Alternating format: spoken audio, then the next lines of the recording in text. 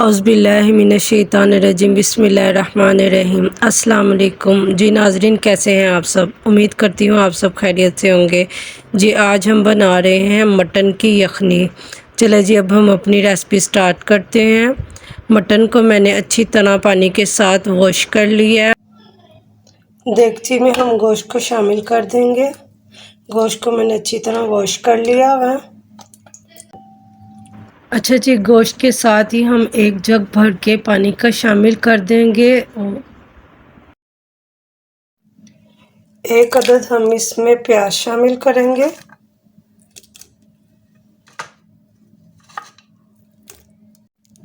एक अदद ये लहसुन की गट्ठी शामिल करेंगे। इसको मैंने अच्छी तरह वॉश कर लिया है।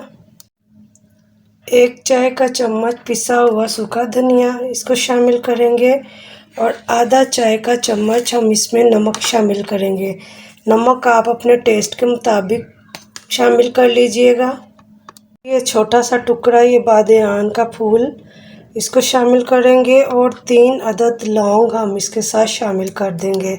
अब मैं इसको हल्की आंच पे 1 घंटे के लिए पकाऊंगी जब तक हमारा गोश्त अच्छी तरह गल नहीं जाता। 1 घंटा हो गया यखनी को पकते हुए। गोश्त हमारा ये देखिए अच्छी तरह गल गया, सॉफ्ट हो गया। देखिए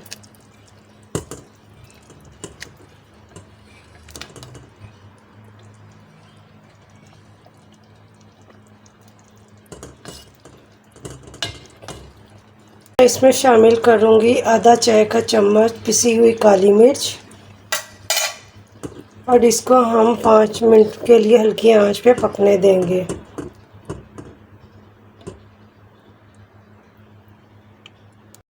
जी नाज़रीन, हमारी मटन की यखनी तैयार हो गई है। अगर आपको मेरी ये रेसिपी पसंद आई है तो मेरे चैनल को सब्सक्राइब कर दीजिएगा, लाइक कर दीजिएगा, शेयर कर दीजिएगा और बेल आइकन का बटन दबा दीजिएगा ताकि मेरी जो भी नई वीडियोस हों उसका नोटिफिकेशन आपको मिल जाए।